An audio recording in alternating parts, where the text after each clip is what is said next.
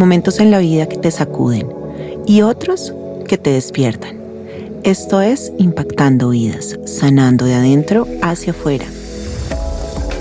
Un espacio en el que podrás escuchar mi voz y la voz que reposa en tu interior. El cambio que buscas fuera está esperando que lo descubras dentro. Así que hoy no es un día cualquiera.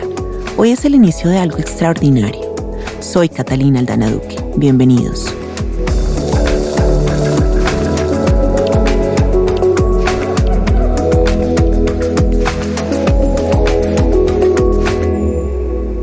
Hoy en Impactando Vidas nos acompaña una mujer que aprendió desde niña que los sueños se narran, se construyen y se viven.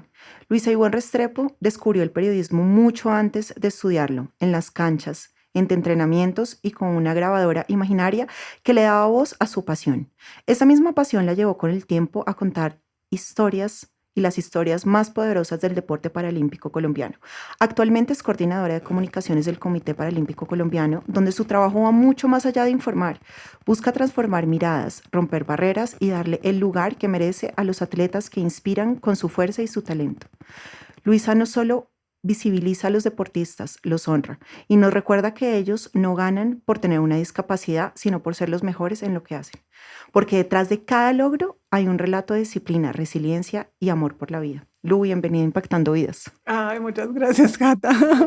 Qué introducción tan bonita, muchas gracias. Con todo el amor del mundo y bueno, las cosas son ciertas, entonces bueno, hay que decirlas y de vez en cuando está bien que uno se tome como ese tiempo para saber lo que ha recorrido y lo que ha hecho, ¿no?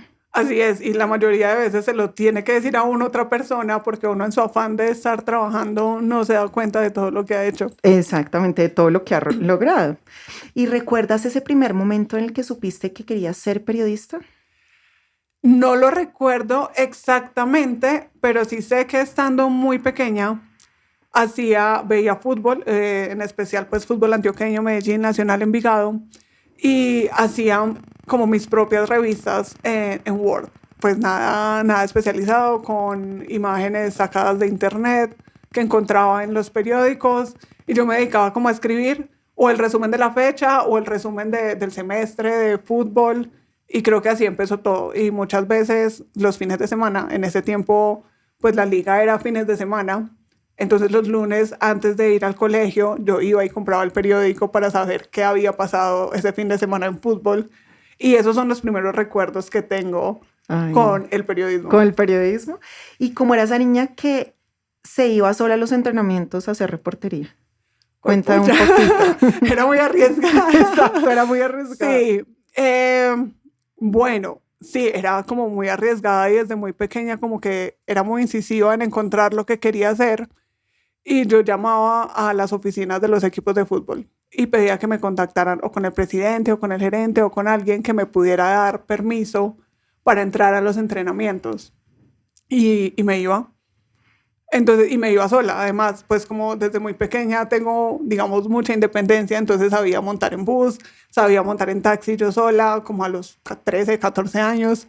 Entonces simplemente llamaba a mi mamá, que generalmente estaba trabajando, le decía, voy para tal parte, a hacer esto, esto y esto, y me iba. Y llegaba a los entrenamientos de los equipos de fútbol. Cuando terminaban de entrenar, me ponía a hablar con ellos, y ellos pues muy amablemente me respondían, aún siendo una niña que nada que ver con ningún medio de comunicación. Entonces eso fue muy positivo para mí. Ay, pero lo máximo, además, porque imagínate qué niña hace eso, ¿no? O sea, muy arriesgada tú y muy berraquita, puedes hacer esas cosas sola. Porque no todo el mundo como que dice, voy a los 14 años, me monto en un bus, me voy. Además que los entrenamientos, pues donde entrenan no es algo rural, o sea, son zonas rurales. No es tan cerca, perdón. sí.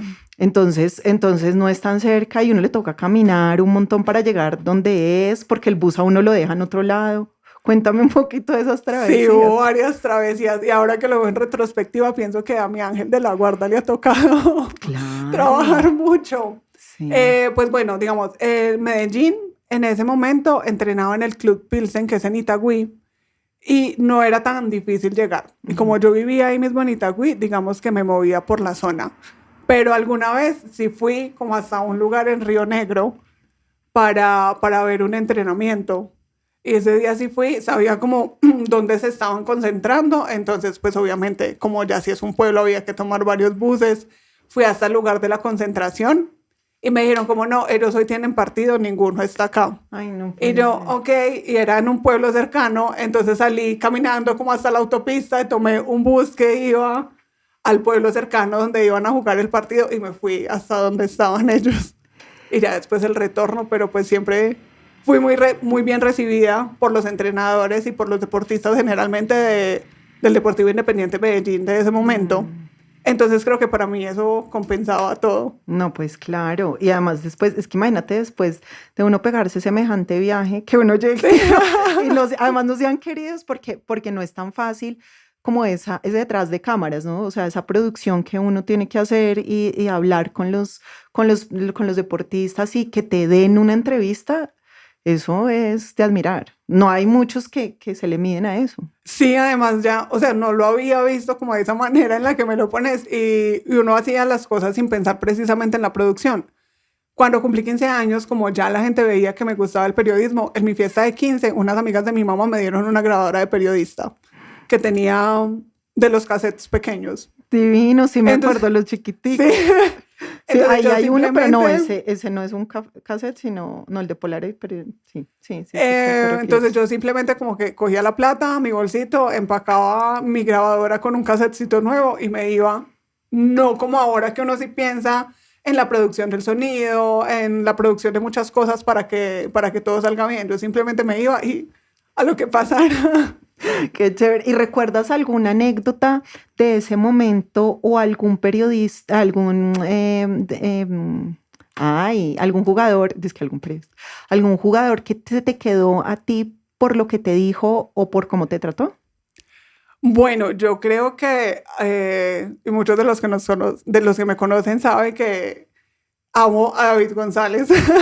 Primero porque pues también cuando estaba joven jugaba fútbol y decidí jugar de arquera porque veía en ese momento a Oscar Córdoba, a Farid Mondragón, Miguel Calero y ya como de la nueva generación entró David González a como a ser parte del plantel de los equipos antioqueños. Y aunque soy hincha de Nacional, pues me tocó que Medellín volviera a ser campeón después de mucho tiempo. David González fue campeón 2 veces con el Medellín, pues que es un equipo que no gana tanto, entonces pues era como una gran hazaña salir campeón 2 veces con Medellín. Entonces siempre lo había tenido como muy referente en el campo deportivo y él, las veces que yo iba, atendía mis entrevistas. Divino. Y pues y dentro de las preguntas que le hacía y las cosas, pues le preguntaba de una vez por la técnica, por cosas que me sirvieran para estar en el campo de juego y siempre, siempre le respondió. Y creo que hasta el día de hoy me ve y todavía, la última vez nos encontramos justo en el aeropuerto, cuando Tolima iba a jugar la final con Nacional. Y él como que sí, yo me acuerdo. Ay, no puede ser, qué Sí. belleza.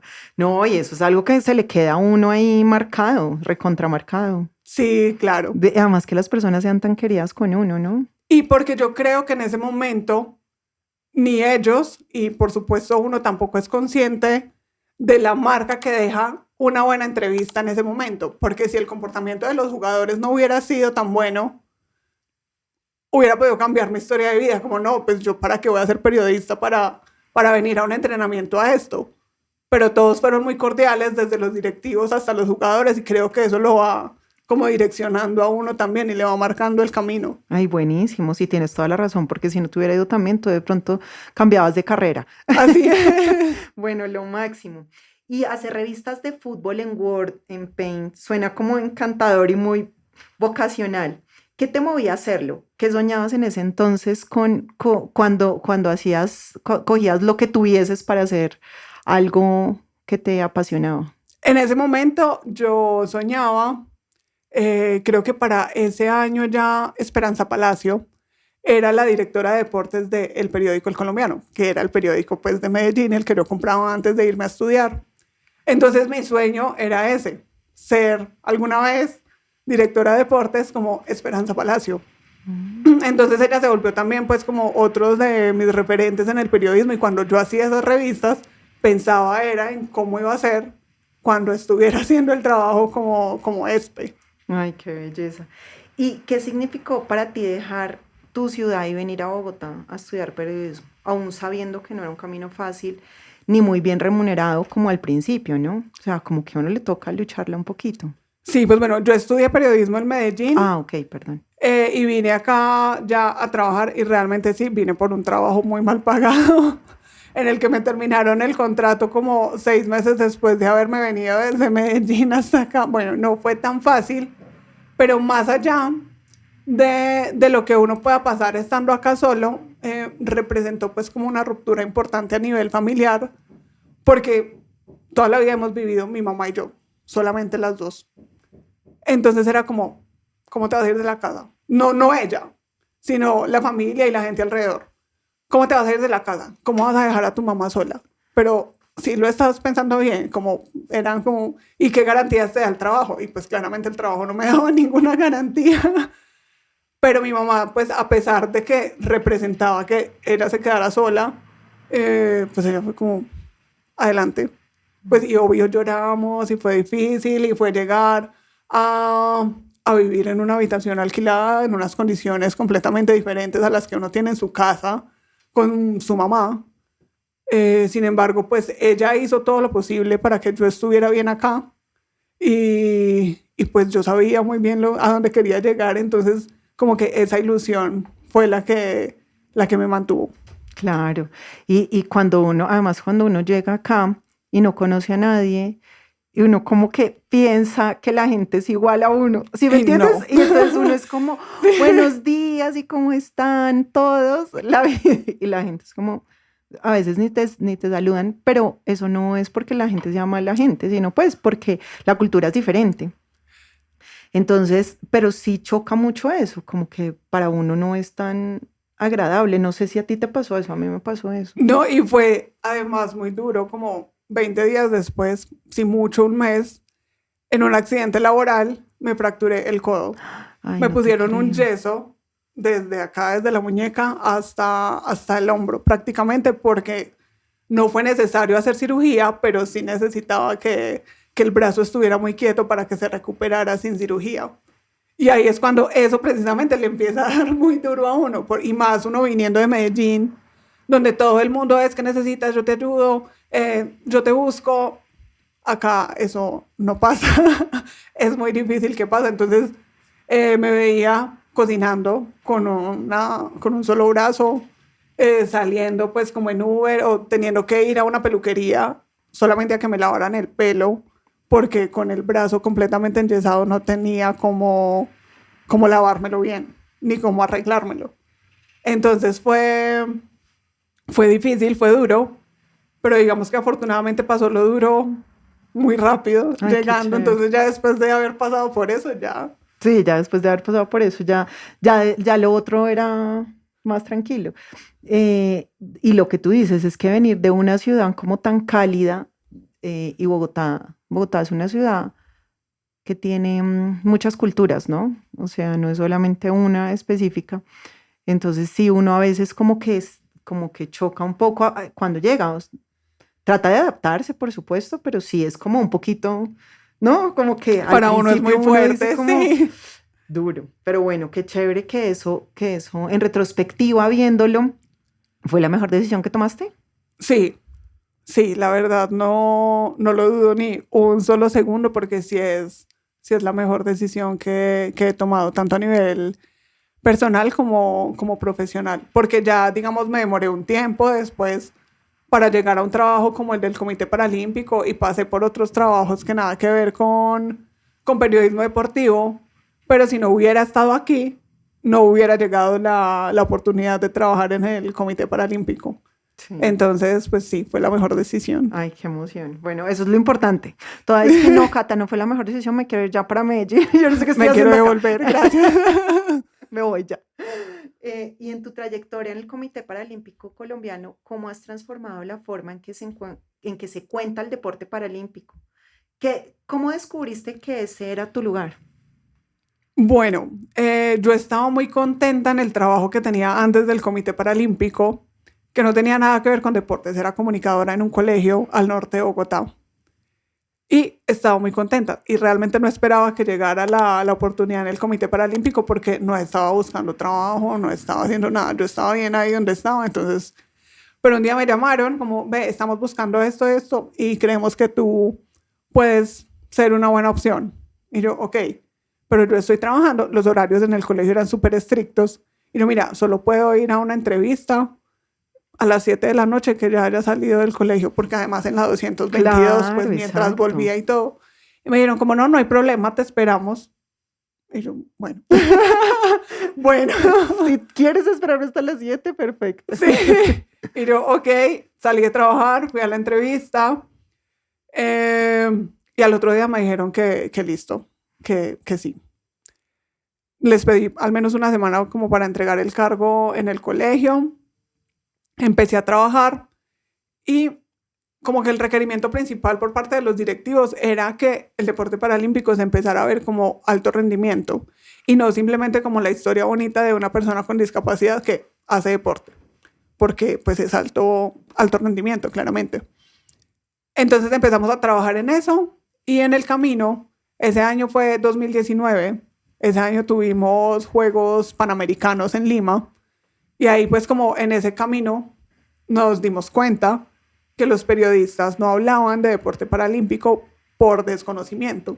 Y en general a las personas, digamos, les da miedo hablar de discapacidad porque por cualquier término mal dicho les cae o el defensor del televidente o el público en redes sociales o se puede armar pues como una situación maluca para el medio de comunicación por una palabra mal dicha o por el desconocimiento. Entonces lo que empezamos a hacer fue a enseñarles a ellos cómo hablar de personas con discapacidad y de deporte de alto rendimiento. Y los boletines de prensa los enfocábamos específicamente en resultados. Si habían otros espacios para contar las historias de vida, porque también son importantes, pero en el tema competitivo lo enfocábamos netamente en la competencia. Y así fuimos dándole como un giro a cómo se veía el Comité Paralímpico y los deportistas. Claro, ¿por qué? Porque pues tampoco, y uno también entiende los del otro lado, ¿no? O sea, como no sé si estoy diciendo bien o mal, y lo que tú dices, prefieren no decir nada porque después se puede Se como... enredan o caen en imprecisiones. Además, el deporte paralímpico tiene muchas clasificaciones según las discapacidades de los deportistas. Y ellos pues sabían que había muchas clasificaciones, pero no cómo funcionaban, ni cómo se trabaja, ni por qué, ni cómo se llegaba a eso. Entonces también entramos como a enseñarles esos pormenores del deporte paralímpico para que se sintieran más confiados al hablar. Claro. ¿Y qué fue qué ha sido lo mejor de trabajar, de estar trabajando en el comité? Que tú hayas sentido que te ha enseñado algo profundamente importante en tu vida. Bueno, es que son muchas cosas. Pues puede ser muchas, Sí. no importa. Lo primero, yo soy, bueno, aunque sí jugaba fútbol siendo joven, no, pues no soy como la persona más deportista, porque siempre he sido como un poco torpe y como que pues no se me da tan bien. Y no hacía deporte regularmente como para mantener mi condición física. Después de los Juegos de Lima, tuve la oportunidad de quedarme en la Villa Deportiva con los deportistas, entonces era el mismo restaurante, los mismos espacios comunes y en especial pues en el restaurante uno ve discapacidades muy severas y ve a las personas ganando medallas con sus discapacidades severas. Entonces eso fue como una sacudida, como mira, cualquier disculpa que tú saques para no hacer deporte, para no hacer el mínimo de ejercicio para mantenerte bien, no es más que una disculpa. Entonces, desde que llegué de Lima, soy muy juiciosa levantándome temprano y haciendo ejercicio antes de empezar cualquier otra actividad en el día. Y pues el ejercicio, tú que eres corredora, sabes que eso transforma un montón de cosas en la vida de uno, el solo hecho de mantenerse el movimiento. Entonces creo que esa fue como el primer cambio, la primera enseñanza después de empezar a trabajar con ellos. Y bueno, lo otro que ha sido como muy bonito y de mucho aprendizaje es como la cantidad de amigos y de personas lindas que he conocido alrededor del mundo. Porque entonces pasa algo que es muy bonito, pues bueno, uno con los deportistas y con los entrenadores, también hay unos, por supuesto, que son más amigos de uno que otros, pero hay como un grupo de amigos que nos encontramos en otros países cuando tenemos eventos juntos y nos apoyamos pues en todo el año, aunque no nos vemos, trabajamos juntos, nos apoyamos, nos tenemos en cuenta para muchas cosas y como el momento de mayor felicidad es cuando llegamos a un evento multideportivo y nos podemos ver todos juntos otra vez. Eso ha sido muy, muy llenador y muy satisfactorio. Claro, y qué emoción lo que tú mencionas ahora, porque creo que no solemos tener esos ejemplos tan cercanos. Y yo sé que a uno siempre le dicen como aproveche las cosas que tiene en la vida, pero vivimos en un modo automático y eso no es para culparse uno ni darse latigazos, pero cuando a uno, a ti nunca te ha pasado como que algo te ha pasado, bueno, aparte de lo del codo, otra cosa que tú hayas dicho, no entiendo por qué no he podido moverme y valoro mucho esto que tengo en mi cuerpo, ¿no te ha pasado? Bueno, lo del codo. Lo del codo. Sí.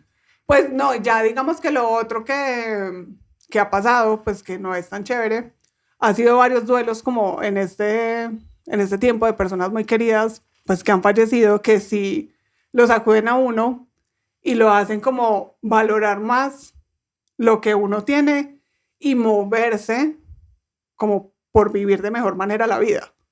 No limitarse como a tu trabajo de oficina y hacer las cosas bien únicamente en la oficina, sino realmente vivir y sentir todo lo que estás haciendo en el día a día. Sí, tienes toda la razón, porque cuando dejamos ese modo automático al lado, ahí nos damos cuenta de la vida. Sí. Ahí decimos como, porque el trabajo sí es sumamente importante, no estamos restando valor, pero es más importante tú. O sea, somos más importantes cada uno de nosotros. Sí, así es.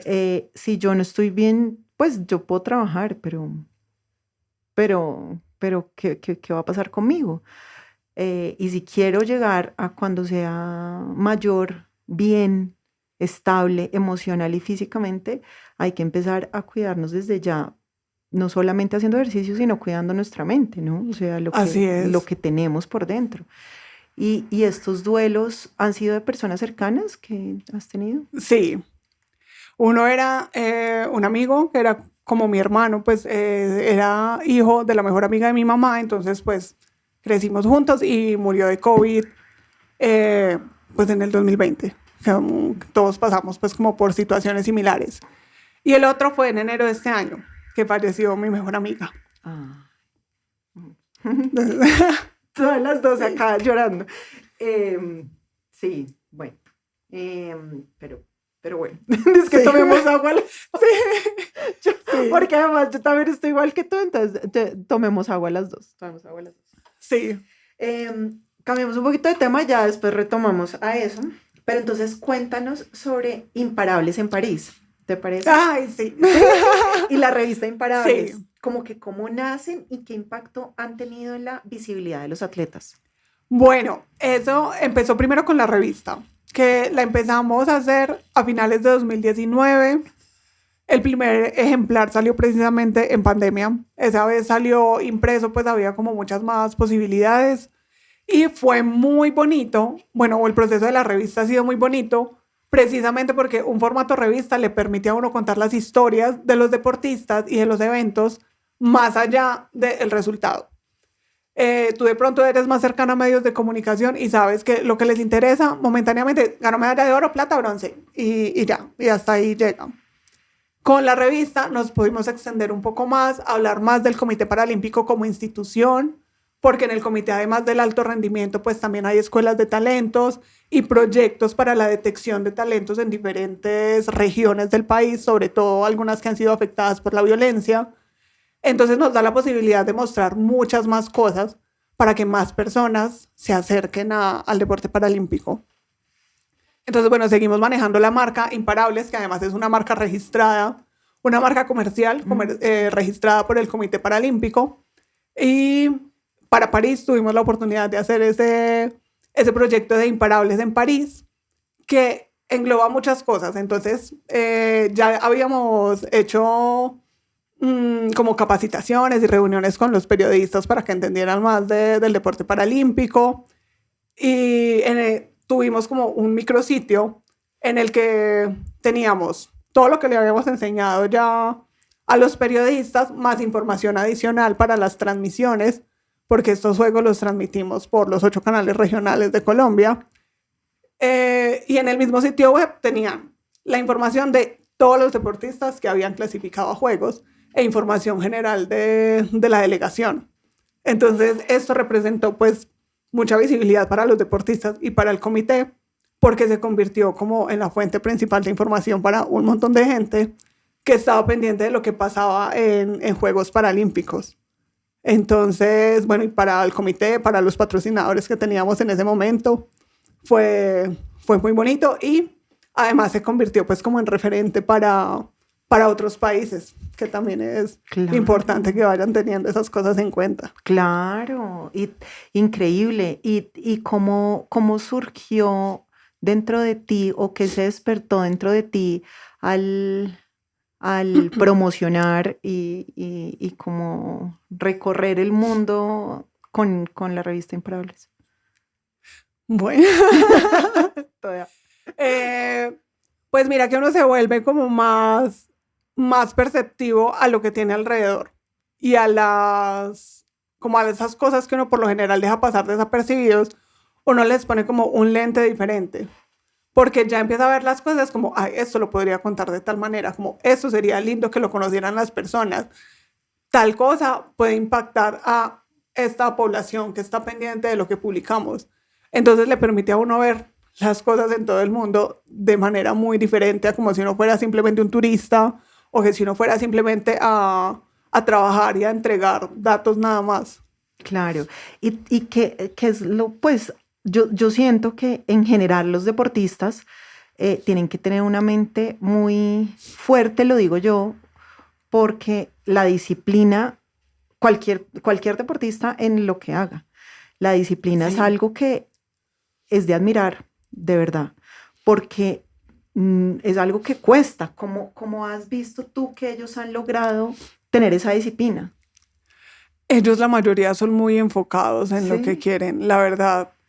Pues ellos, por parte del Ministerio del Deporte, pues y como lo que se les entrega, tienen psicólogos como a disposición.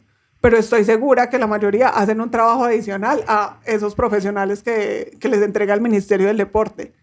Porque realmente la convicción con la que ellos hacen las cosas, o sea, es un nivel superior. Uno tiene fuerza de voluntad y uno, pues como, bien, pero estar a las 5 de la mañana ya listo para entrar a la piscina, es...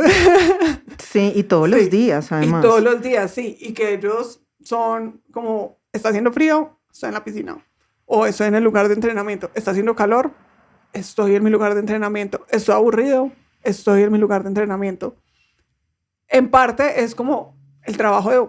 ese es el trabajo de trabajo ellos, de ellos. entonces es como uno dice como, tengo gripa, pero no, voy a la oficina porque tengo esto, esto y esto y esto. No me siento bien, pero no puedo dejar de trabajar porque pasa esto, esto y esto.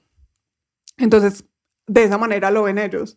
Y como saben que además de la medalla, pues ya también hay incentivos económicos, creo que eso los motiva mucho y los lleva a hacer como su trabajo con mayor convicción. Claro. Y siento que para lograr cualquier cosa que queramos nosotros en la vida, es hermoso que esté lloviendo. Las nostálgicas nosotros. Exacto, nosotros estamos para el día. Sí. Es increíble. Ahora se me olvidó todo por hablar de la lluvia. No, estaba hablando de la disciplina que uno tiene que tener y de lo que uno quiere lograr. Si uno quiere alcanzar algo, la disciplina es el mejor aliado. Y fíjate que precisamente estoy muy enfocada en trabajar, bueno, desde siempre, en eso. Entonces tú me dices, Cata, yo los vi a ellos y yo dije, tengo que hacer ejercicio. Como recomendación, intenta hacerlo. O sea, yo empecé corriendo 1 minuto. Así, o sea, un día, 1 minuto. Y caminando 10. Okay. Al otro día decía, no, voy a estar toda la semana corriendo 1 minuto. Después, a la otra semana, no fue el otro día, la otra semana 2 minutos. Así sucesivamente. Porque mm, lo importante es la perseverancia y la forma en la que nosotros escuchemos nuestro cuerpo como quiera hacerlo. Entonces, si nuestro cuerpo nos dice como, no, vamos despacio, vamos despacio. O sea, es que, o sea, yo lo voy a hacer tranquila y al final de todo el resultado es una maratón. Entonces, si quieren algo como recomendación, inténtenlo hacer desde lo más bajo del mundo. No tenemos que empezar como corriendo súper rápido, ni nadando un montón, haciendo 10.000 piscinas. Ya ni me acuerdo cuántos metros son, 50. Yo nadaba antes también. Sí. Entonces, si me entiendes, como que algo muy, muy sutil y muy tranquilo y así el cuerpo también se va acostumbrando y te va pidiendo lo que quieres hacer. Pero sí, la disciplina es algo que hay que tener, no solamente, eso lo admiro muchísimo de los deportistas, que digo como, pues sí, uno trabaja, pero ellos esforzar el cuerpo a unos niveles Sí. top. ¿Has Que uno visto? igual no llega a eso, por muy juicioso que sea con el ejercicio, uno Claro, no no, llega a esos no llega a niveles. esos niveles. ¿Y has visto de alguna historia que te haya conmovido profundamente de la perseverancia y la insistencia? Me imagino que todos los días. Todos los días, sí, Exacto. sí, es súper difícil. ¿Cómo no? Recomiéndame una historia Exacto. bonita para sacar en mi medio. Y uno es como, Sí, exacto. O me la sea, pones muy difícil. Dime por lo menos un deporte que quieras mostrar. Eh, pues bueno, es que realmente todos tienen historias de resiliencia que son muy bonitas. De pronto las personas que tienen la discapacidad desde el nacimiento están un poco más acostumbradas a su forma de vida, pero los que han adquirido la discapacidad a lo largo de su vida, todos tienen una historia de resiliencia y de superación. Muchos de los que conozco han sido soldados heridos en combate, víctimas de minas antipersona.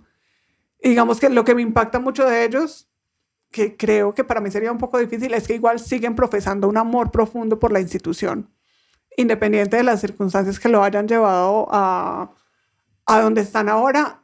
Para ellos la fuerza militar es como todo.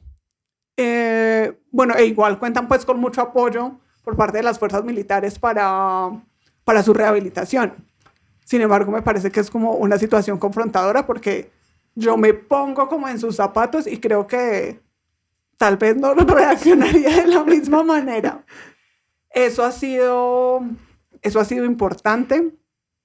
Siento que cuando son discapacidades que, digamos, producto de cáncer, cuando son muy niños o son muy jóvenes, son historias que me dan duro porque, o sea, es toda la familia la que se impacta y no me imagino un papá con su hija de 13 años en un hospital y que el diagnóstico sea ese, como, no, pues le tenemos que cortar la pierna a su hija porque si no el cáncer va a seguir avanzando. Entonces pienso también como en la unión familiar que tuvieron que tener en ese momento y toda la fuerza que tuvieron que tener todos, porque seguramente la persona sola no lo hubiera logrado sin ese núcleo familiar que la apoya y la sostiene. sí, así es. O sea, las personas en las que nos rodeamos es fundamental para todo lo que nos ocurra en la vida. Sí, Increíble. ¿Y qué te enseña cada día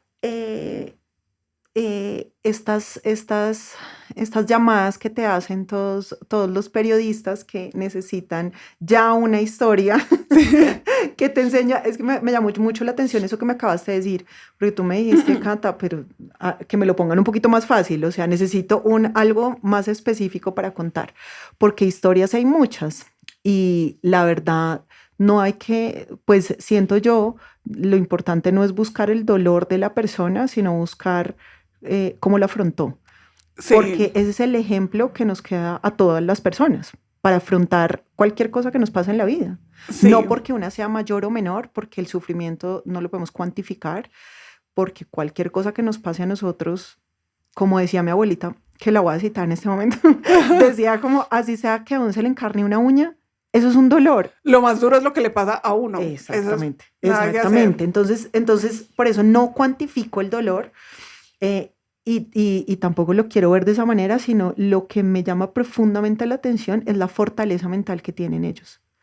Ellos en general, los deportistas. Sí, Es una cosa que yo digo, ¿de dónde sacan esto? ¿Qué pregunta te ha impactado profundamente que hayan hecho algún medio? Cuéntame. Sí, sí. Es que una vez, afortunadamente, no fue en el programa como tal, ya cuando estaban grabando, pero cuando nos estábamos preparando para una entrevista, yo iba con Charlie Neme, que es un jugador de rugby que está en silla de ruedas y justo pues es hincha de Millonarios, quedó en silla de ruedas por una pelea entre barras. Pero bueno, entonces Charlie es capitán de la Selección Colombia de Rugby y ya ha tenido pues como la oportunidad de hacer su vida alrededor del deporte, tiene una fundación, tiene ya como muchas cosas construidas alrededor. Y mientras lo maquillaban y lo arreglaban, el periodista le preguntó como, si tú tuvieras la posibilidad de volver a caminar, ¿lo harías? Y hubo como un silencio. ¿Y cómo le vas a preguntar esto? Pues yo era ahí esperando qué decía Charlie, porque me pareció una pregunta muy, muy incómoda. Claro. Pues es como, seguramente lo hubiera hecho. Sí, sí. Pero bueno, él muy sabiamente dijo como, tal vez no, porque estar en silla de ruedas es lo que me ha dado todo lo que tengo ahora. Entonces, bueno, pero sí me pareció como un momento muy, muy, Sí, muy incómodo. sí, tienes toda la razón. Además, porque generalmente cuando tú estudiaste periodismo, ¿qué es lo que uno tiene que, para ti, qué es lo que tendría que sacarse de una noticia o de una entrevista? ¿Qué es lo que qué es lo primero que tú quieres obtener de eso? Pero lo que yo quiero como informativamente, Sí, lo que quisieras tú informativamente sacar. ok, me gustaría que hablaran de ellos como con la misma grandeza con la que lo hacen de los deportistas olímpicos. O sea, y obvio, no tiene nada que ver con los deportistas olímpicos, sino con la forma de informar que tienen los periodistas sobre unos y sobre otros. Porque a pesar de que ya tienen más herramientas, de todas formas siguen buscando la historia trágica Exacto. detrás de la medalla que se gana. Exacto, exacto. A eso quería llegar, porque yo también siento que para hablar de historias trágicas tenemos 200 años.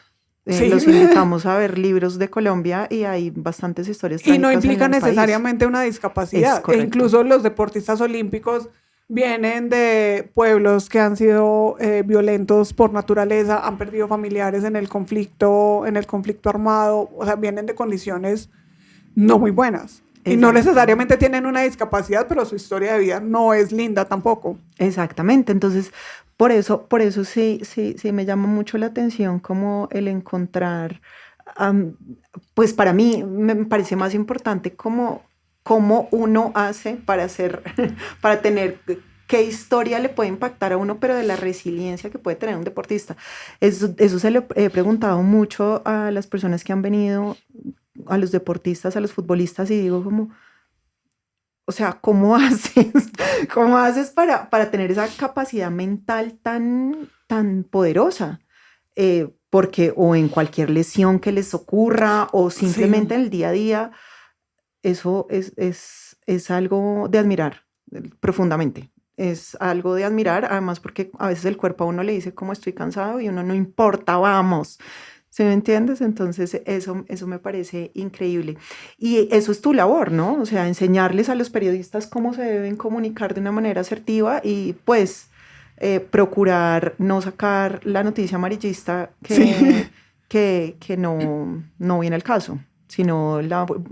Cuenta. La medalla, sí, hemos avanzado en muchos aspectos precisamente porque entonces ya muchos no cuentan la historia de la discapacidad como otro evento en su vida, pero entonces ya no ponen la musiquita triste que lo hace llorar a uno solo con escucharla, sí, sino que simplemente, bueno, quedó en silla de ruedas por esto y esto y esto, o empezó en el deporte paralímpico por esto y esto y esto, pero como de una manera más neutral, quitando ese tono melodramático que antes le ponían a las historias. Y creo que ya es más común ver narrativas más desde los logros que desde la discapacidad. Que por supuesto, hay que contar de dónde viene su discapacidad, cómo llegó, cómo fue su camino para llegar hasta el deporte. Sí, hay que contar eso porque es importante, pero ya el tono melodramático no es lo que prima cuando están contando este tipo de historias. Así es, tienes toda la razón. Bueno, y hablando un poco como de este lenguaje, eh, ¿cuáles crees que han sido las herramientas más poderosas que has podido difundir o darles a las personas para que se puedan comunicar de una manera asertiva? Bueno, cuando empecé a trabajar, empecé a estudiar mucho sobre el lenguaje y me di cuenta que el Comité Paralímpico Internacional tiene una guía de estilo para reportar sobre personas con discapacidad que construyeron junto con la ONU. Solo que esa guía de estilo solo estaba en inglés.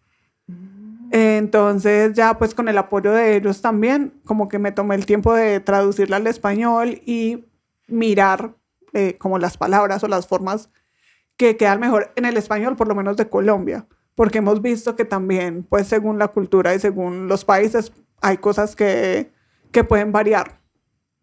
Entonces eso fue una herramienta muy valiosa porque me dio como el sustento académico para poder decirle a muchas personas como, mira, lo adecuado es decirlo así, así, así. Lo adecuado es evitar términos como esto y esto y esto. Y me dio muchas herramientas para poder enseñarles a ellos. Y ha sido muy bonito ver que, pues, que ellos han acogido como todas esas enseñanzas, porque incluso muchas veces son como, mira, es que escribí esto, le puedes dar una revisada para mirar que todo esté según lo que nos enseñaste. Entonces es como bonito ver eso, que si Claro, tienen en cuenta todo el esfuerzo que uno hace por enseñarles. claro. Y por último, como cerrando un poco ese tema, ¿cómo pueden desde la comunicación contribuir a un enfoque más humano e inclusivo sin caer en condescendencia ni el asistencialismo, viéndose el asistencialismo principalmente como la materia económica que brinda el Estado a entidades privadas a personas en situación de vulnerabilidad, más allá de la parte académica? ¿Qué le puedes tú brindar a un periodista? ¿Cómo le puedes tú dar esa información sin decirle que no lo haga que no sea amarillista? O sea, ¿cómo le puedes decir como, vea, hagámoslo normal? Sí, es que es tan sencillo como que es normal. Pero es sobre todo ver que, así como cualquier otra persona, una persona con discapacidad tiene múltiples facetas en su vida. No es únicamente una persona con discapacidad. Entonces, si uno empieza a retratarlos desde que es una madre de familia, es una profesional, es, no sé, es entrenadora, o sea, uno puede hacer muchas cosas además de ser una persona con discapacidad. Es como decir que yo soy una persona alta, entonces se van a enfocar en mí solamente porque soy una persona alta, cuando también soy periodista y, no sé, soy deportista, cualquier cosa. Es empezar, o sea, como mostrarles que es normal, que Ujú. tener una discapacidad es una condición normal, que no tiene por qué tener mayor relevancia que las otras facetas de la vida que tiene una persona. Así es. Bueno, buenísimo y muchas gracias.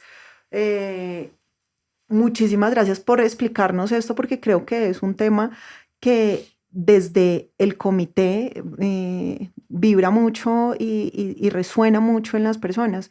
Entonces, gracias por darnos la posibilidad de entender que las personas con discapacidad o cualquier tipo de persona simplemente hace su trabajo. Así es. Lu, y mencionaste en alguna parte, me has dicho, me has comentado que tus amigas de Bogotá han sido un pilar fundamental en tu vida, ¿no es cierto? Sí. Este año. ¿Qué papel juega la amistad y el apoyo en procesos personales y profesionales para ti? Pues pucha, voy a llorar otra vez. Ay, qué No. pena, no lo que no era mi intención. Sí, bueno, no, sobre todo después de que Natalia falleció el 28 de enero de este año, y pues realmente creo que sin ellas, sin mis amigas de acá, este año no hubiera sido posible.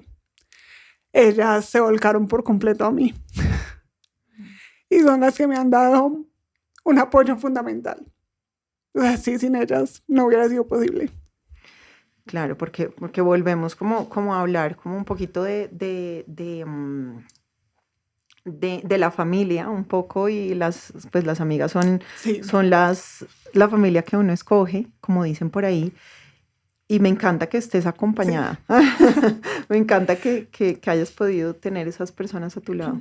Sí, bueno, y es importante, aunque a ellas las conocí por el trabajo, porque pues todas son periodistas y trabajan en el medio deportivo, esa relación se ha vuelto como muy fundamental en la vida, incluso una la tuviste en el podcast, Caro Caro. Castellanos. Eh, sí, o sea, y es como la muestra de que muchas veces la gente dice como, no, es que yo voy al trabajo solo a trabajar.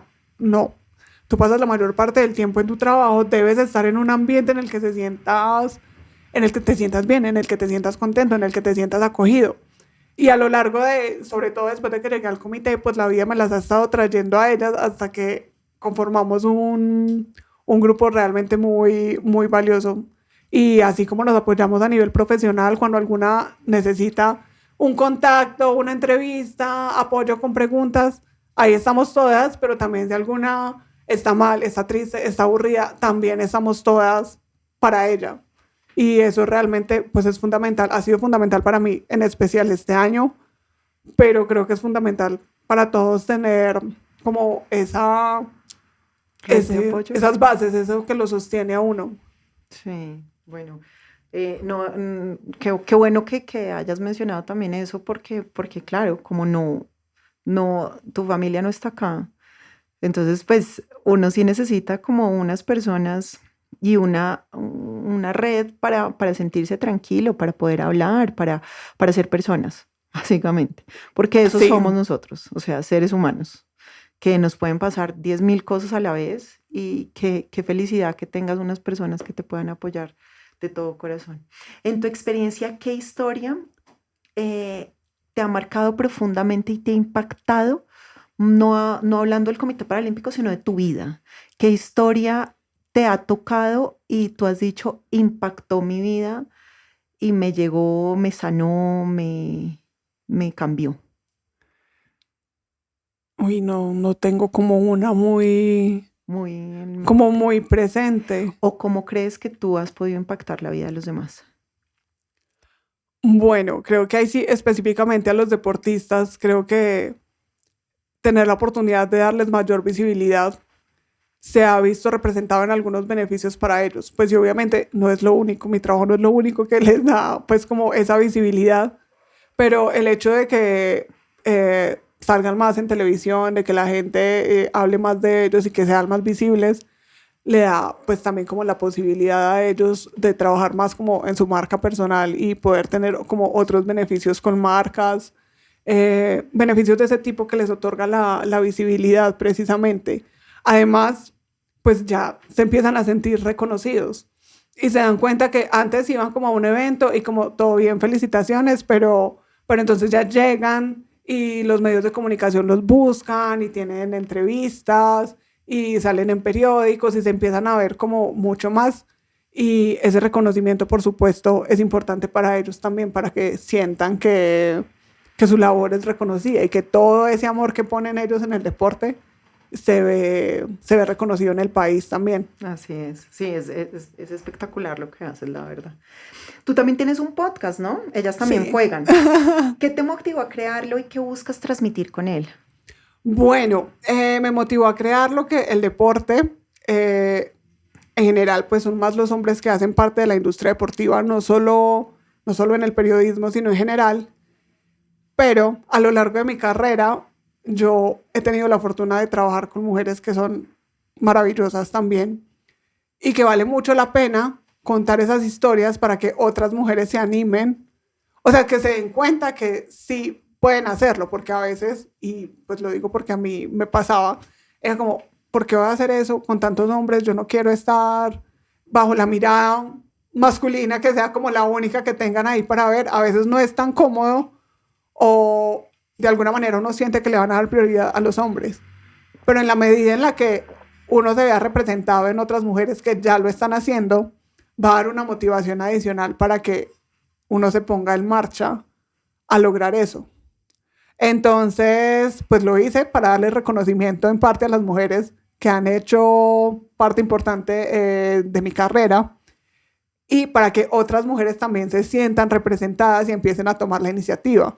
Entonces ahí encuentran entrevistas con académicas, con periodistas, con entrenadoras, con deportistas, con personal administrativo, pues como de, la idea es como no enfocarlo en una sola área, sino en todas las posibilidades que tiene el deporte para las mujeres profesionales. Claro que sí. Y eso también ha impactado tu vida profundamente, o sea, porque estás desde tu lado haciendo una labor titánica y es decirles, ustedes también pueden, o sea, todos podemos, o sea, es que acá no se trata de mujeres, hombres, discapacitados, no discapacitados, ellos, no sé, o sea, acá solo se trata de luchar por lo que uno quiere y tener disciplina.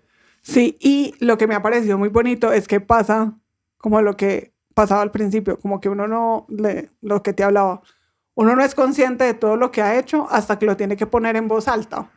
Y muchas me han dicho como, pues pucha, yo no sabía que había recorrido tanto. Y como, oh no, mira, cuando me dijiste cuando me invitaste al podcast, lo primero que pensé es que no tenía nada que aportar al podcast. Y yo, ¿cómo me vas a decir eso si trabajas en una federación internacional? Pues entonces ha sido lindo de parte y parte porque ellas dejan en mí enseñanzas muy importantes, pero también les da como un impulso a ellas y como que las anima un poco a reconocer el camino que han recorrido y todo el trabajo que han hecho. Así es. Y como al principio, que tú me decías, uy, Cata, como que no caía en cuenta de todo lo que he hecho, no. Sí. Entonces eso es un poco también lo que tú haces con los demás y es una labor muy linda. Y si pudieras hablarle a esa niña que soñaba con ser periodista deportiva, ¿qué le dirías en este momento? Que lo haga sin mente. Que siga yendo Que a todas siga. partes en bus, que se monte por todos lados. Que siga, sí. Yo creo que algo que se le olvida a uno, sobre todo cuando ya es adulto y se deja llevar un poco como por la avalancha de trabajo, es confiar mucho en sus sueños y en su intuición. Uno chiquito como que no le copia a muchas cosas y uno simplemente va a lo que quiere. Que siga confiando en ese instinto que le dice hasta dónde puede llegar, que no escuche a las personas que le dijeron, no, pero es que ahí solo trabajan hombres, no, pero es que esa carrera no da plata, no, pero es que porque te vas a ir de tu casa y vas a dejar a tu mamá sola. Todo el mundo tiene un pero para lo que uno quiere hacer.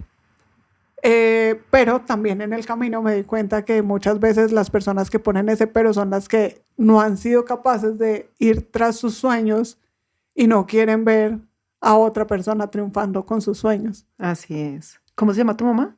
María Elena. María Elena, un abrazo muy grande.